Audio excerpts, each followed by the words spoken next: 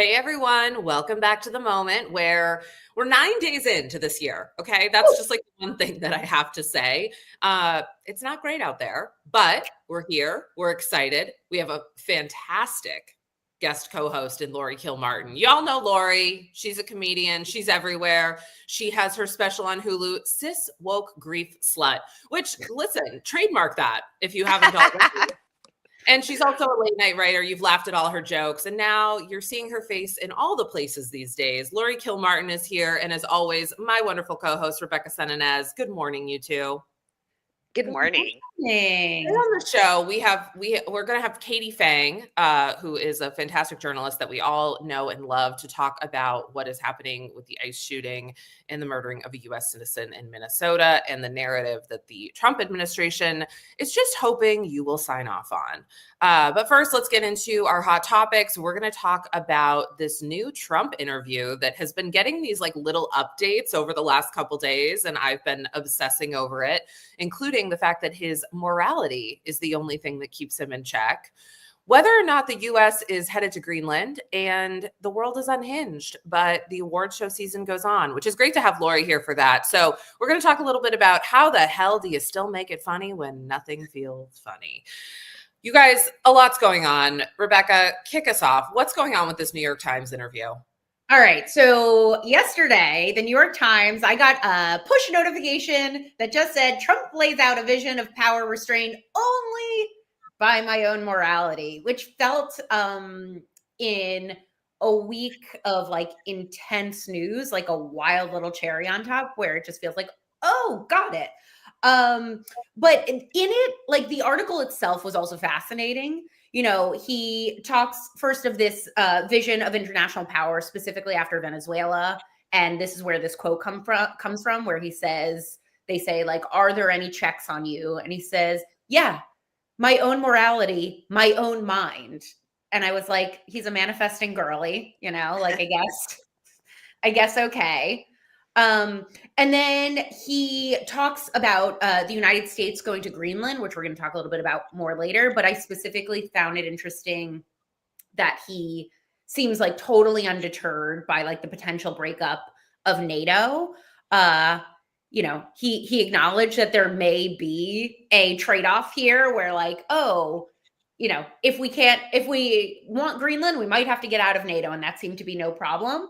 And they also point out in this article, you know, that this is my like weird special interest, nuclear war. Apparently, like a half a century worth of nuclear arms agreements with Russia is set to expire in 4 weeks. And like, what an interesting time when Russia and China are seeing the United States go into Venezuela unchecked to have this nuclear arms agreement come back up.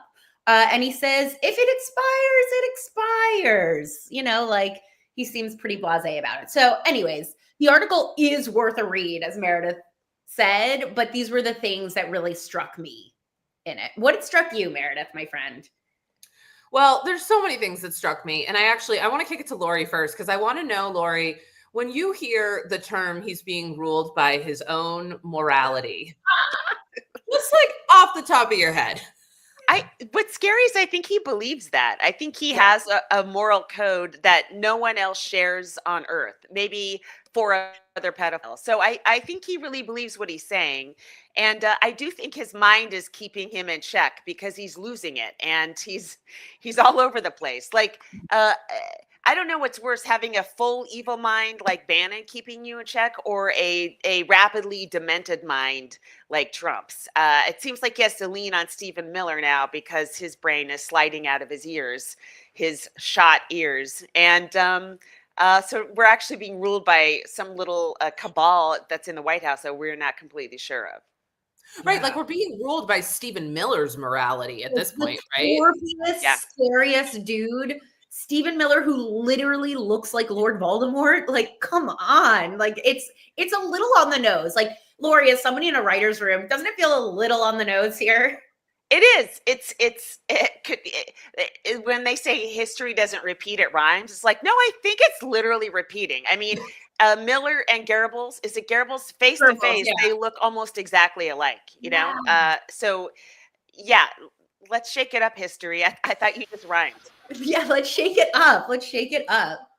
Well, I'll tell you what, history is repeating itself though, because in that article, there's a little tidbit. You know me, like, yeah, there's a lot of bad stuff happening in that article, but my favorite part is the fact that the New York Times revealed there is a framed photo on Donald Trump's desk, or perhaps on the banquette behind it. People are going to tell me I'm wrong, whatever.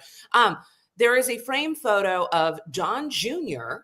underneath the president's desk. He is mimicking the very famous JFK Jr. photo of him playing as a 3-year-old under his father's desk. And it's a photo of him mimicking that, and it's in a gold frame that says, "Favorite son." Well, I would just encourage Don Jr. to continue to mimic JFK Jr. and go on a plane, like right now. Let's see what happens. Fair enough. Fly to Martha's Vineyard today, Don Jr. With Yeah, little world. I mean, that's what I think is so wild, is that you always see this little obsession with things like the Kennedys or these dynasties, because they are trying to repeat them. That's the thing. They're not doing this as a funny joke. So anyway, I mean, I think there's a lot to take away from the article, but one of the things that really stood out to me is Trump is celebrating a birthday this year. He's turning 80 years old. And one of the things that I guess Biden comes up multiple times in the interview. It's move the fuck on. This is your ex talking about you all the time. Move on. And so he talks about him, but I'm curious to know from both of you, do you think that we're going to see Trump celebrate a big 80th birthday this summer? I think it's going to coincide with 250th. And right. I think it's all one and the same. He's out there buying marble for the Kennedy Center armrest. Did you see this? Yeah.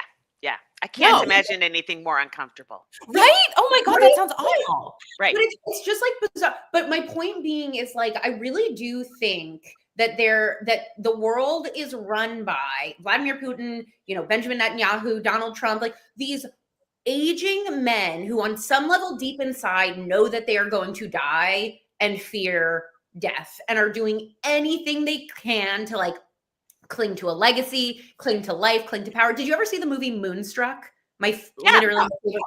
And Olympia Dukakis has this whole theory. Her husband is cheating on her, and she comes to this theory that men cheat on women because they're afraid of death. And at the end of the movie, she turns to her husband who's cheating on him, and she says, "Cosmo, you're gonna die." And that's what I feel like. This is what I feel like with Trump all the time, is I'm just Trump, you're gonna die. You're gonna die. Let it go. Let it go. And that's my theory, is that these are all men who are afraid to die, who are destroying the world to cling to a sense of importance and power and eternal life on earth. What do you think, Laurie? I agree. And I was thinking recently, there's you kind of always have this fantasy of wow, if I get a terminal disease, I'm going to take somebody else out before I do it. And it's always some politician you hate. But I decided to take out one of those guys that's trying to hack death. How awesome would it be to murder Brian Johnson before I die? Yes. That's my commitment to your audience. I'll try to do that. Community for that. I'm gonna give you absolute community for that. Thank you. Well, I also think it's here's the funny thing. It's the most relatable that I feel to Trump. I'm scared of dying too, but I'm not afraid to say it. And the other night I was falling asleep and I said to my husband, I can't sleep because I keep thinking about dying. And he was like, okay, this feels like a therapist thing. It's I think it's a very natural feeling, but at the same time, I'm not trying. One of the things I took from the article is he's making huge renovations to Dulles Airport. And I was he wants an airport. Oh, sure. He wants an art. Here's something that wasn't on our prep that I'm just going to throw out there really quick before we move on to our next one. Yeah. One thing that got sort of buried after the ICE murder is that Venezuela is going to give the United States 30 to 50 million barrels of oil that Trump personally, as the president, is going to decide what that money does. Quickly, what do you think he does with what will now be at least $1 billion?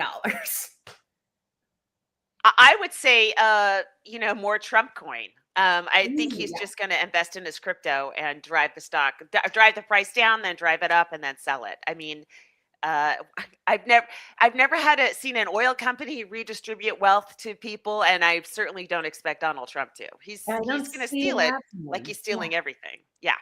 What do you think, Okay. Meredith? Here's the thing. How much is it again? 30 to 50 million barrels, and it's like $50 a barrel. And so like the math ends up being over $1 billion. I gotta be real with you. When I heard this, I was like, I have no idea what that fucking means. 30 million barrels. I was like, how much is that? It's like me the other day. Remember, I thought I fucking hacked the system because I asked for Dysport instead of Botox. And then they're like, well, you need more Dysport than Botox. So here's your fucking bill at the end of the appointment. So here's I was like, is that much? I know that's a really dumb question, but like, I can't be the only one thinking it. Like, how much is that? Well, if you're right, and it's just $1 billion, didn't we just give ICE $186 billion? Like, it's not that much money if that's the correct number for everything we're risking to invade Venezuela. Well, my pitch is that he's going to buy Greenland with it. He's going to try and there's a Reuters report that he wants to give every Greenland citizen between $10,000 and $100,000 to buy Greenland. And I was just like, I bet this is how his crazy little wheels are turning. He was like, let's take the Venezuelan oil money and then go buy Greenland. That absolutely fits within his morality. I definitely see him thinking that. I just wish that the contractors he has screwed over the decades could each call one resident of Greenland and say he doesn't pay. He's not they'll understand. Yeah. Yes. Reference check. Yeah. Right? Yeah. I mean, that's essentially what it is. Yeah. We have a clip, though, I believe, of Stephen Miller talking to Jake Tapper, which, like, by the way, talk about a couple of horrible men, just in different fonts. Let's be honest, right? Like, but Vienna's gonna pull that clip up for us because, I don't know, white men talking. Why not? Exactly. Pull out that the U.S. is ever going to try to take Greenland by force? Well, let me go back a step. The president has been clear for months now, so I know you're treating this as breaking news. The president has been clear for months now that the United States should be the nation that has Greenland as part of our overall security apparatus. The United States, but your wife posted that like hours after the Venezuela operation. No, but that's why it's newly relevant. No, I'll talk with you about it for an hour. I think it's a really important conversation. I just wanted to reset, Jake, by making clear that it has been the formal position of the U.S. government since the beginning of this administration, frankly, going back into the previous Trump administration, that Greenland should be part of the United States. The president has been very clear about that. That is the formal position of the U.S. government. Right, but can you say that military action against Greenland is off the table? It wouldn't be military action against Greenland. The Greenland has a population of 30,000 people, Jake. The real question is, by what right does Denmark assert control over Greenland? What is the basis of their territorial claim? What is their basis of having Greenland as a colony of Denmark? The United States is the power of NATO. For the United States to secure the Arctic region, to protect and defend NATO and NATO interests, obviously Greenland should be part of the United States. And so that's a conversation that we're going to have as a country. That's a process we're going to have as a community of nations. So you can't take it off the table that the U.S. would use military force to seize Greenland. You can't take it off the table. Jake, I understand you're trying very hard to, which again, is your job. I respect it. It's great to get exactly the headline, right? That catchy headline. I'm trying to get an answer to the question. That says Miller refuses to rule out the... I guess my biggest takeaway is, Katie, DM me back. Katie, you left me on red. We've talked before. We have. Katie Miller and I have talked before. And I said, yes. Yeah. Oh, yeah. We had a very friendly exchange. That's actually not me being facetious. And I asked Katie if she wanted to connect a little bit more on some of the other stuff that she's saying, but she has left me on red. But I think, you know what? I guess my question, Rebecca, you probably know this much more than me, but like, so this is why it's coming up, is like, what value is it if we have Greenland other than just like manifest destiny? I mean, I think it is like the Don Rowe doctrine. I think he genuinely sees the world and is like, I want the Western hemisphere, and Russia can have the Eastern hemisphere, and China can have Asia. You know, like I think it is as simple as that. In this New York Times article, they ask him and he's like, it's a psychological thing. I just wanna own it. And I think it is, I don't know, with Trump, I always think it's in some ways incredibly simple. Like, I don't think it's a strategy. I don't think it's like I think it is just, he looks at a map and he says, why doesn't Greenland belong to me? And I think he wants the whole Western hemisphere. I genuinely think that's, who knows how far that goes or what that looks like, but that's what I think, is he looks at Greenland, he says, why is that not mine? Why not look at Alaska and say, why doesn't Canada own that? I mean, why do we own Alaska at all? It's ridiculous. Or even Russia. Like, it is closer to Russia than the United States. The whole thing is so absurd. And that's why it's also scary that he doesn't care about NATO going away, because NATO was sort of like the opposite of the Monroe Doctrine, is like, how do we have international cooperation in a way that like doesn't result in this? And it's also scary why he's okay with nuclear arms deals expiring, you know, like it's crazy. You know, No. You go, Laurie, because I'm at a loss. I think we need to go to Santa Monica High School and find the kids who didn't beat the shit out of Stephen Miller and ask why he still has his original teeth. He should be incapacitated, unable to speak, and drooling from the mouth if you looked at any of the footage from when he was in high school. And I can't believe these so-called bullies let him get away with this. So let's take it to the source and get really angry at his origin story. This is such a deep cut, but a woman I went to college with, who was very political in college and then went into local politics in the state we went into college afterward. The other day, she posted that she went to middle school and high school with Stephen Miller. And like, from middle school, she said that this cretin was spewing racial hate. And like, I don't know, in middle school, the thought of like, where did you get this idea? You know, like, how does a 13-year-old boy? But it was so interesting to see this woman be like, yeah, I remember. It's like remembering that kid you went to school with, and you're like, yeah, he was a piece of shit when we were 12, and he's a terror now. And his family isn't like that. I don't know if his parents are like that, but definitely the like cousins and etc. are like disowning him publicly. So it's like, as we got to move on, but like, as a Jew, I'm like, the shame that where do you think your grandparents came from? The Mayflower? Like the shame that you would take these Nazi tactics that are like historically imposed upon us and do anything except fight back against that, let alone like reinstate them on a global level, is just like, it is so beyond shameful to me, as you know, like extended family is like, it's bananas. Well, we're going to have our guest on soon who will be able to give us so much more insight. But there is one thing that I want to get Laurie's insight on. And that is, you know, last week we had the Critics' Choice Awards. Chelsea Handler and her writing team, I think, absolutely killed it. I think I appreciate the fact, I think Conan's great, but I do believe in women in awards shows. And so one of the questions that I wanted to ask you is like, you know, even last week, I mean, they had to contend with like writing around Venezuela. They had some good jokes about it. But now it's an even crazier week. So what do you think happened? Like, can you walk us through like what happens in the writer's room, not just on the Academy Awards, like you've written on, but in like weekly late night stuff when you have these really hard things happen? Well, awards are so tricky too, because the audience, it's not a normal audience. The audience is celebrities, and they're all hungry or drunk or freaked out because they want to win the award that they're nominated for. So they're a terrible crowd. They don't laugh at a lot of things, and they ooh things really easily because they know they're going to be caught on camera responding to whatever your Venezuela joke is. And so I hadn't thought about that. That's interesting. Yeah, they're a terrible audience. So that's number one thing you got to deal with is what kind of sounds do you want to hear from the crowd besides laughter, and I don't know. I guess it depends. It's host by host. Right.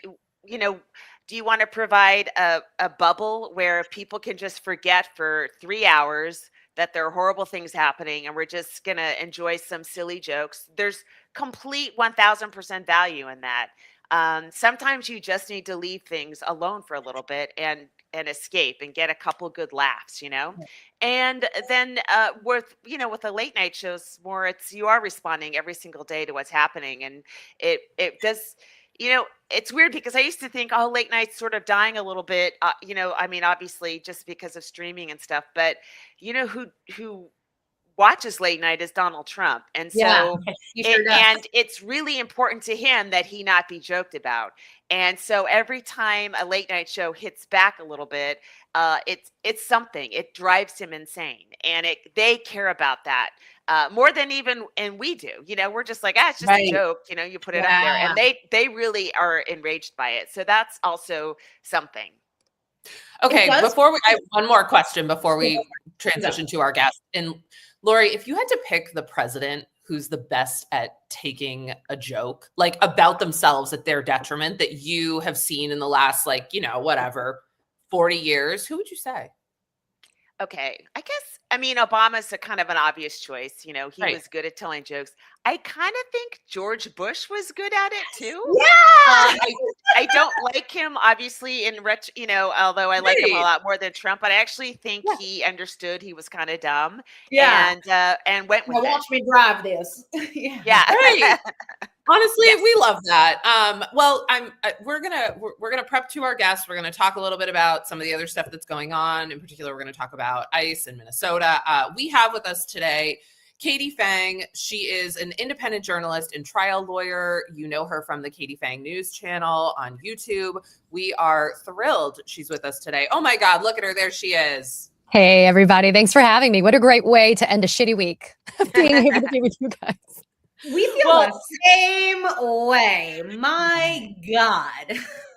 I'm like thinking, we barely kind of crawled out of the ashes of 2025. Felt very Phoenix-like when we started 2026. I was reading all about it being the year of the fire horse and the Chinese zodiac and how it kicks off.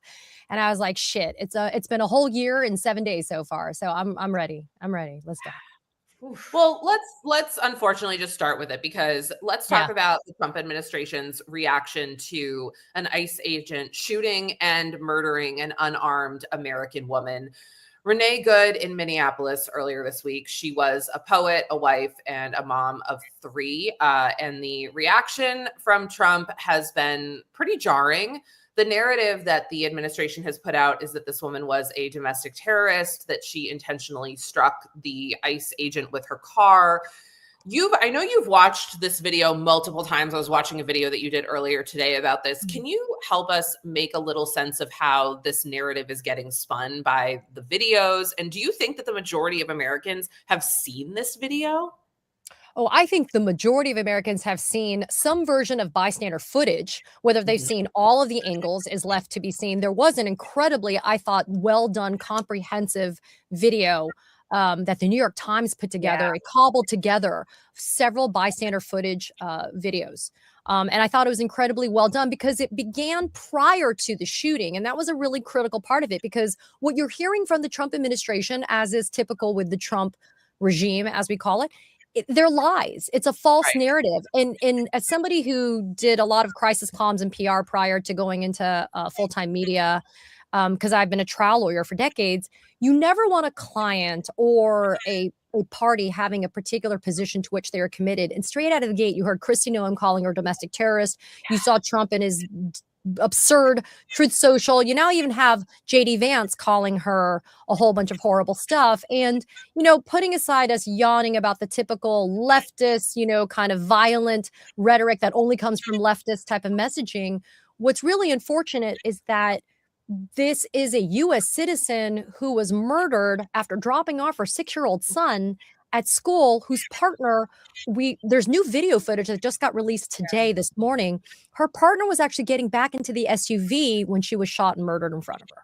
Like, this is not our America. This is not what it is. The Portland incident late yesterday, also CBP, the Customs Border Protection, is now claiming that the people involved in that shooting, who thank God didn't die, quote, trying to use their vehicle to ram the agents, fearing for their life, they shot at the occupant and the driver. I mean, it's becoming a proliferating event, but I think it's also a cruel and nasty reminder that this is not the first officer-involved shooting for ICE that we've had since Trump decided to launch his really draconian immigration enforcement campaign. I feel like one of the things that there's so many things to unpack, but one of the things that you just said there that I've been having the thought about is it's really interesting to me when they do this doublespeak. There was no video of what happened in Portland. We just got this information that there was this shooting. And now that we know the Trump administration blatantly lies about it and are using this, oh, there's a domestic terrorist group teaching people how to use cars. I saw this story and I immediately was like, well, that can't be true. You know, like I didn't believe, it's hard to believe anything. Like, how do Americans believe anything when there's the administration proliferating an idea that there's a domestic terrorist group teaching people to use cars to kill ICE, and then we're seeing videos that like negate that? It's why I am saying we can believe our own eyes, right? And I think it's an absolutely tragic thing to say, that we cannot trust official government information anymore. And I was never a conspiracy theorist by any stretch of the imagination prior to any iteration of this administration, including the first term. But now I seem to ascribe to a lot of it, because I feel like you cannot believe anything that comes from them. If you look at official government websites, they have now been totally deployed as propaganda for this administration. The wisest, sanest thing would have been for them to say, we don't know what has happened. We're going to conduct a full and thorough and fulsome investigation. But now we're hearing that the feds have frozen out state and local investigators from the Bureau of Criminal Apprehension in Minnesota, which is the investigative arm of the state of Minnesota, to be able to find out what happened in Minneapolis. And so now, you know, whatever comes out of the federal government is going to be a self-serving narrative. And that means that we in media, and frankly, in culture, in every aspect of American life, we have a duty and obligation to seek the truth. And that is why I think it's important. I like to say that knowledge is power, and I'm empowering people with the truth. We need to get it out there, and we need people to understand that this government is not out to help them, but out to get them. Amen. Okay, I have a really crazy conspiracy theory, and I want to throw it out to the group. Okay. Okay, and I'm not a conspiracy theorist either, like at all, unless it's about the Kardashians. But Minnesota, Minneapolis has been such a big thing for Trump. I've been talking about that for a while. We've had Hope Walls on. We've talked about that with her. Yep. This is a crazy thing. Do you guys, is there a world where early this week they said to them, like, hey guys, ICE, as you're in here, if something happens, if you feel like you got to do something, that's okay. Like, do you think they were waiting for a moment that they could escalate to that? 100% that is not a conspiracy theory, because we know that months ago when DUI hire Pete Hegseth did that big convening of generals and admirals and everybody, and gratuitously stood there and strutted around like a peacock and said, you know, we're basically going to use American cities as military training grounds. For what? There is a reason why the federalization of the National Guard and the deployment of the U.S. military from every aspect, legally, factually, and otherwise, has been condoned, especially by federal judges as of late, because there is not the need for them. They have been trained to be killers. And that is okay, right? If we are training our military to be lethal weapons, that's kind of where it comes from. They're not trained to do day-to-day street interactions with people like our local law enforcement are, which is why you see a lot of local law enforcement, including the Minneapolis police chief and in other states and places like Portland and others, saying, we don't need you here. We are fully capable of handling what is happening. We don't need you to instigate. And in this instance, considering the Somali fraud allegations and the fact that they are now withholding $10 billion in healthcare funds for children from 5 Democratic states, California, you know, Oregon, and otherwise, you want to have and you want to foment protests where you can call them violent and chaotic, so you can deploy the National Guard and you can militarize these cities so that in 2026, when we have our midterms, you have such a huge military presence that are standing there watching you get in line to vote that you, out of fear, don't go and vote. Do it. Like. Oh, go ahead. No, Laurie, you go, please.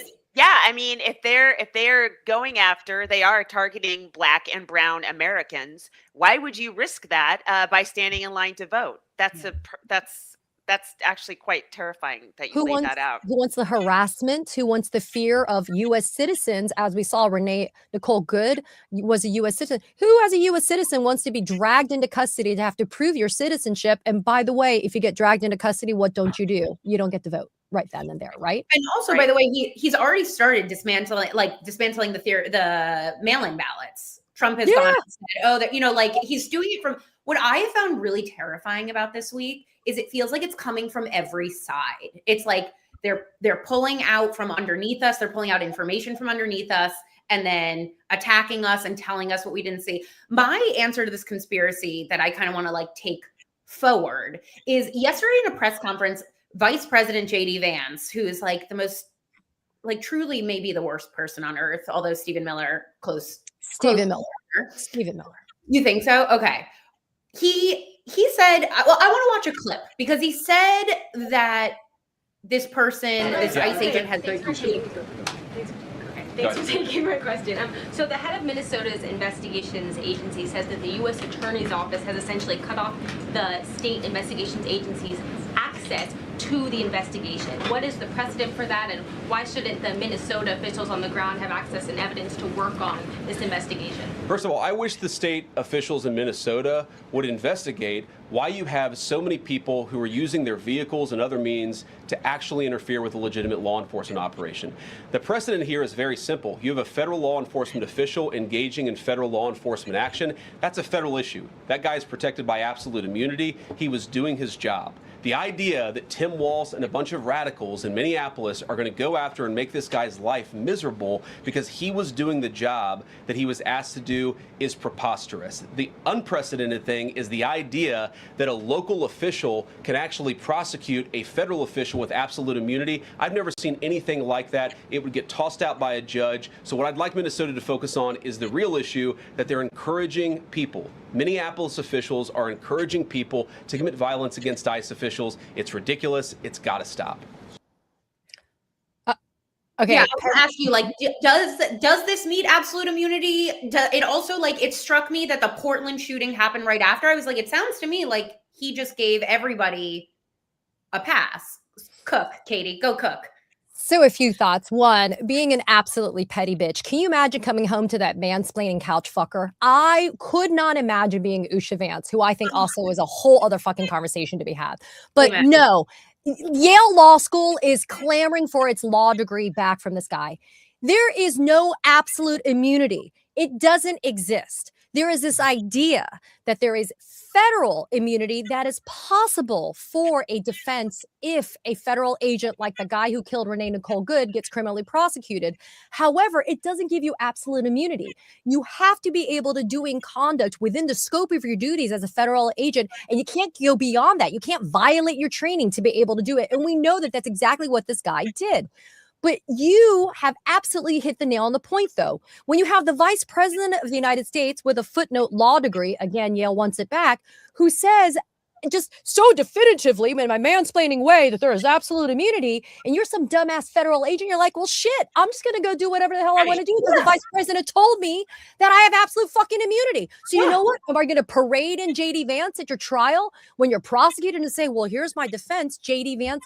It's just wild, which is why I mentioned yesterday the need for the state and local authorities to be able to get charges in these instances is so critical because then Trump can't pardon your state offenses. Yeah. If you go federal, Trump can pardon it. But if you go state, even if it gets removed to federal court, because that's what happens when you prosecute a federal officer and they do not successfully assert immunity and it ends up being removed to federal court, the state and local prosecutors remain on the court. It literally just takes up the geography and space in federal court, and the case gets tried in federal court. But if you are convicted, it's still a state law that you violated as that federal officer, and you cannot be pardoned by Donald Trump.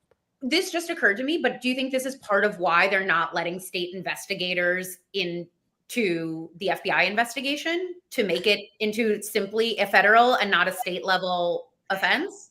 Yeah, I tell my 11-year-old kid, I've been telling her for years, if you have nothing to hide, why are you not being transparent? Why don't you show me what's going on, right? We teach everybody that just as basic people. If there's nothing to hide about this shoot, if you think it's clean, then why would you not allow everyone and anyone to be able to see it? It's the same shit about the Epstein files. If you don't have anything to hide, you to put it all out there, right? I mean, it's just so fundamental, which is why I think this constant slap in the face of the intelligence of the American people is going to come back to bite them in the ass. I pray. You know, I do have to say, before the holiday, Epstein files were everywhere. That's all we were talking about. And now it has fallen behind, you know, a little bit. So I'm curious to know, Katie, like, how connected do you think these are in terms of distraction? And does throwing it to the group, what is the latest on the Epstein files? Funny you should ask. I just did a video for my YouTube channel that's going to drop in a few hours later today about the latest in the Epstein files. There's 3 new subpoenas from House Oversight going to Les Wexner, longtime billionaire buddy of Jeffrey Epstein. He's the former CEO of Victoria's Secret. I said, God rest her soul. The late Virginia Joffrey has testified in a deposition that Les Wexner was one of the men to whom she was trafficked by Jeffrey Epstein and Ghislaine Maxwell. He got a subpoena by House Oversight to sit for a sworn depo, as well as the longtime lawyer and accountant for the Epstein estate. They, in their individual capacities, got subpoenas as well. And so that is very interesting. And then you also have a bipartisan push, which was incredibly creative legally, from Congressman Ro Khanna and Thomas Massey to get a special master, or an independent monitor, as it is sometimes called, appointed from the Southern District of New York to compel the DOJ to actually comply with the law. Because as we know, the DOJ keeps on saying, oh my God, look, I found another 1 million documents. Oh my God, I found another 2 million documents and I can't comply. I'm trying so hard. They want a special master to be appointed who kind of is a taskmaster and says, do it by this date and give me a reason, a real reason. And you can test the legitimacy of the excuses from the DOJ. So you mean it shouldn't just be up to Trump's own morality to restrain himself? Is that perhaps what you're saying here? God forbid, right? Yeah. I just want to grab Pam Bondi by the ponytail and put her in jail, but I guess we can't do that. No, we can't. I mean, but I can say that, well, you know what? I take it back. When we resume power and the Democrats are actually the adults in the room, assuming that Pamela Joe was complicit in some crimes that can still survive a statute of limitations, which I probably think is happening in real time. We just don't see it. Maybe we do. There can be some version of accountability. I just think that part of accountability has to include total sunlight as the disinfectant on what has happened here. And we're not going to get that until we're really controlling those levers of power. Something that this is like a little bit of left field. This week on January 6th, the White House put out this bizarro page explaining that Nancy Pelosi had been the proliferator of January 6th. I made a video about it, and I couldn't believe the amount of people that were in my comments saying this is a Democratic hoax, never happened. So then I went to go make a second video, Katie, looking like to try and pull up some facts. And I didn't realize the DOJ had erased January 6th court records. And like this happened on the same day that they were telling me the video that I saw with my own eyes was a lie. And it really, like, I didn't sleep well last night. Like I feel like this real Orwellian chill where I'm like, the information is slipping out from underneath us. I went to go to try to explain to people based on court records what actually happened on January 6th, and they were not there. And I didn't know that they weren't there. It happened. The one that I happened to look at said updated May 2025. my question to you is like, what do we do? Are we supposed to be saving everything? Like, I have this instinct now. Like, I literally saved the video of Renee Nicole Good being killed to my phone just in case that I couldn't find it a year from now. What do you have any as like as a journalist and as a lawyer? Like, how should Americans be gathering information without feeling nuts? Because I feel nuts. Well, because they are actively trying to gaslight you. They are actively making you question, am I not allowed to believe my own eyes? And you know that you are. And it's interesting because when everything happened to Renee Nicole Good the other day, I actually posted on my social, people in Minneapolis, you need to save your videos. And I said, people, if you have Ring cameras, please check them out and save that, but save it in safe places, not your Jeff Bezos Amazon places, right? Like save it in places, a hard drive, your external hard drives. Let's go old school on this, right? Let's not put it in the cloud, because you are right. The DOJ was actively eliminating, erasing, removing, however you want to call it. In the legal phrase, we call it spoliation of evidence. And this is so fortuitous that you and I are having this conversation. Just a few days ago on January 6th, I interviewed an investigative journalist from NPR. You know, NPR began immediately back in 2021 compiling all of this videographic and photographic evidence from January 6th, and it's actually become a publicly accessible archive. And the reason that they did it is not only did they want to document, which was a huge memory and a stain on American history, but they started noticing that things were starting to be erased from the DOJ out of actual criminal prosecutions at the time. Because remember, they didn't all get pardoned until January of 2025. And so this guy, Tom Dreisbach, the investigative journalist, he's like, we were stunned. We sued in court to make them stop eliminating this evidence. And so now there's this huge public archive, but that's where we have forced ourselves to be. But you know who's doing it? It's NPR. NPR is always a moving target for this administration, which is why public broadcasting ended this week, right? Like, yeah, bye Sesame Street, right? I mean, this is the place that we find ourselves. I'll say this. When it comes to saving screenshots of conversations, Chris Cuomo, just want to let you know that I did screenshot our conversation. So did he try to delete sorry, it? Bro. Sorry. He didn't try to delete it, but you probably shouldn't have said what you said, but I already shared it on the internet. So what are you going to do? Watch your DMs, Chris. You guys need to come to South Florida for a field trip and go hang out with people that grew up with Katie Miller. I'm just going to say. No, that's good. That's good. Katie, I have our conversation screenshotted as well. So that I will say. Katie, we are so grateful for you and the incredible independent reporting that you're doing. Can you remind our friends where they can find you? Oh, that is so kind of you. Yes, I am Katie Phang News on YouTube, and I am at Katie Phang. It's Phang on all social media, including Substack. It has been liberating to go into independent media, and it also allows me to hang out with cool people like you. And again, all kidding aside, to end a particularly shitty week on a higher note, spending time with you guys. So thanks for having me. I really appreciate it. Processing it together, Katie. Right? Thank you so much. Have a great day. We'll come see you in South Florida. Watch out. Y'all come down. We'll go do some sleuthing together. I actually about that. Trust me, there is some dirt there, my friend. Trust me. I love this for us. Yeah. Thanks, Katie. Have a great day. Bye, guys. Bye. Woo. Okay, Laurie, I gotta ask you. You hear all of that, and it's like, where can you find the funny? Like, when you even hear those stories, you're like, okay, like, where's the funny? It's a challenge. You know, I just watching JD Vance talk made me realize, like, we all want Trump to die, but this is what we're going to be left with, and I have to hear that voice. Like, they've left us with no options. He's a young. He's not. He's got years ahead of him. I know. If some blood clot could take them both out and give us Mike Johnson, at least I'd rather hear that sniveling little Harry Potter lookalike for the next 3 years than those two. Either of those two. Okay, I have to read this because Laurie. I'm going to assume. Mm-hmm. Granted, something else I saw, that you, like me, were probably raised Catholic. Yes. Mm-hmm. So how would you feel if the National Catholic Reporter put this statement out about you on their Instagram? Right. The vice president's comments justifying the death of Renee Good are a moral stain on the collective witness of our Catholic faith.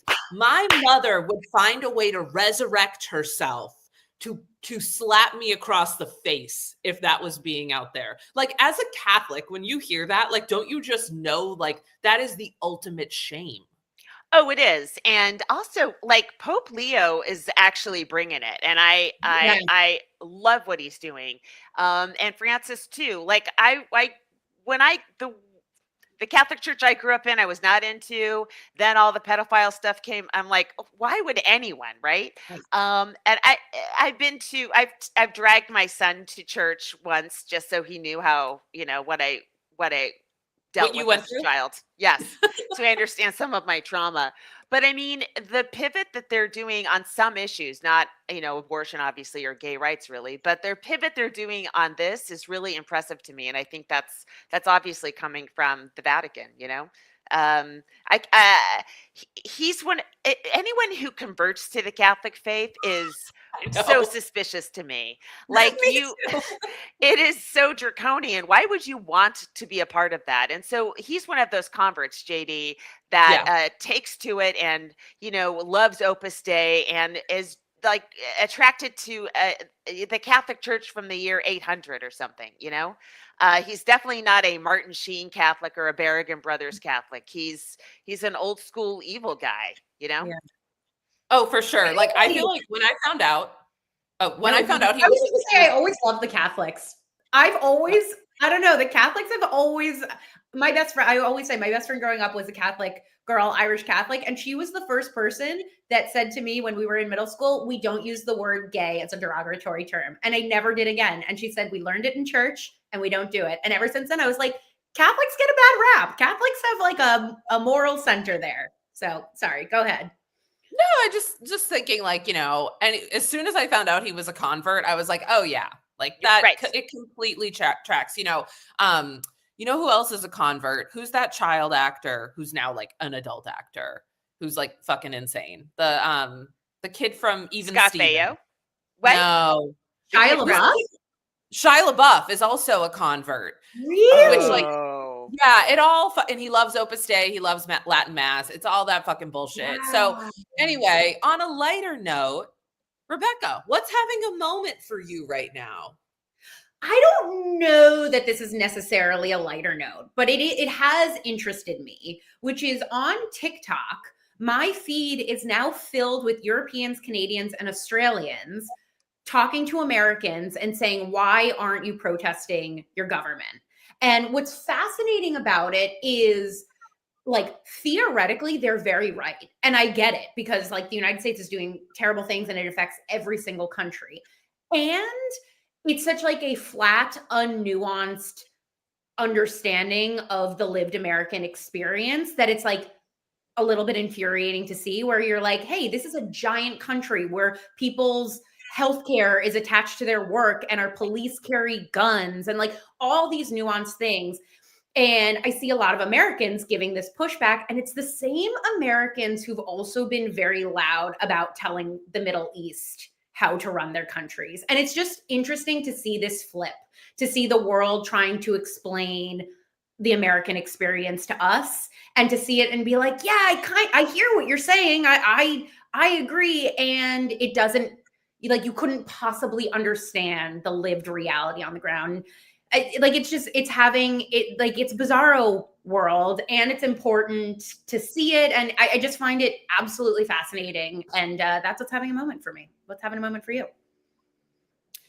You know what? I'm going to kick it to Laurie first because I think she's got some really fun stuff going on. So let's lighten the mood. Well, I hope it's fun. I mean, what I love this week is watching Iranians overthrow their government fucking finally. I mean, that happened in '79, and there's a whole 2 generations of women that have lived under this horrific regime that doesn't even let them. I mean, you just see young Iranian women doing cartwheels in the street, doing backflips, and the caption is they're actually not allowed to do this. Like, what?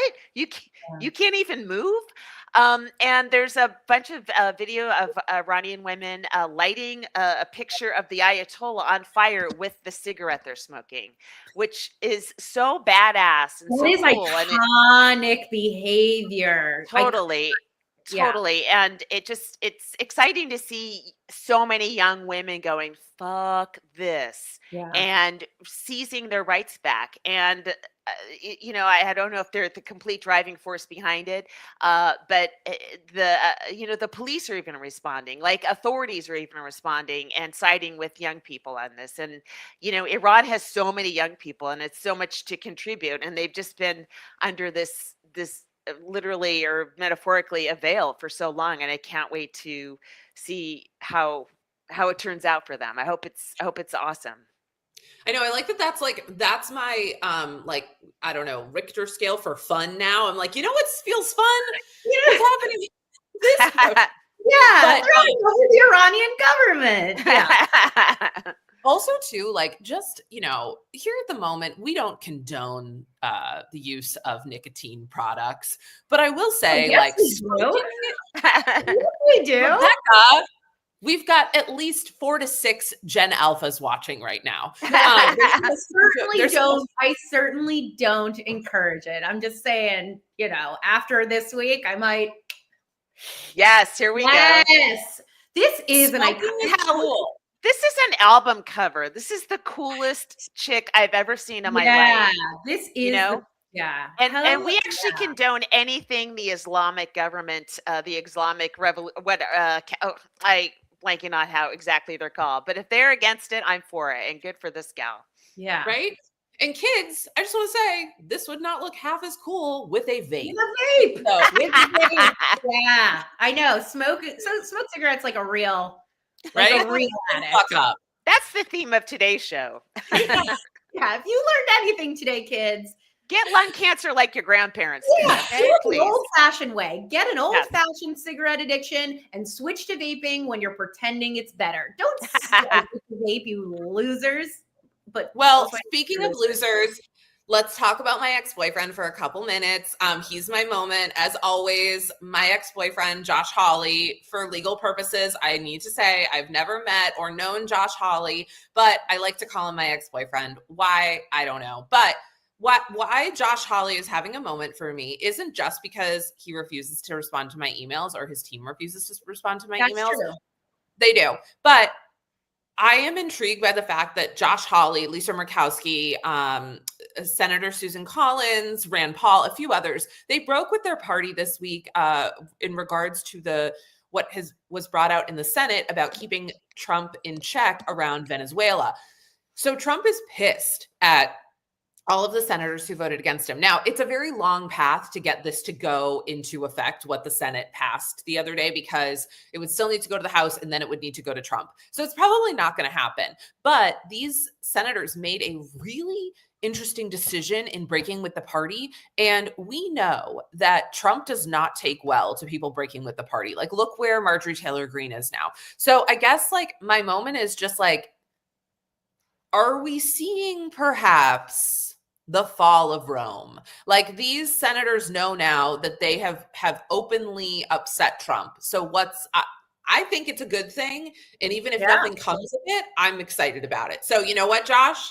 Text me back. He doesn't have my number for legal purposes. But yeah, so that's my moment. We'll see what happens. I can't get excited about anything that Murkowski or Collins do. They have stabbed women in the back so many times. I pin no hopes on them. I also I had this feeling in late November when Marjorie Taylor Greene, I was like, oh, maybe this is going to be not the shakeup that I want, but a move in the right direction. And then now I feel right back bogged down, but maybe you're right. It's it's slowly shaking out a little bit, and the midterms are coming up, God willing. Well, you guys, we're cruising into the weekend. Anybody got any good plans? I feel like Laurie. Yeah. Well, if you're in Los Angeles, I'm doing a work in progress show at 4 p.m. On Saturday at the Elysian on Riverside in LA. And it's just $10. I'm going to be baking cookies. I want it to be a little cozy afternoon of comedy. I have some new stuff I'm working out and some old stuff I'm trying to find more punchlines for. But I've been doing comedy for a long time, so don't worry. It'll be a very good show. And, I don't really plan on doing any crowd work, so you can just show up and sit in the dark and let me entertain you for about an hour and feed you cookies. I'm gonna come through. I'm Awesome. going. I think I'm that's going. my weekend plans. That Yeah. sounds awesome. We'll be there. Yeah. You guys, thank you so much for being here. We will be back on Tuesday. I'm like, what are the days of the week What again? day? I don't know. We'll be back. Yeah. Who knows what will happen between now and then, but I know that I'm going to have one of Laurie's cookies. So everybody hang in there. We love it. Thank you for supporting us. Laurie Kilmartin, thank you for being here. And we'll be back soon. Thanks, guys. Bye.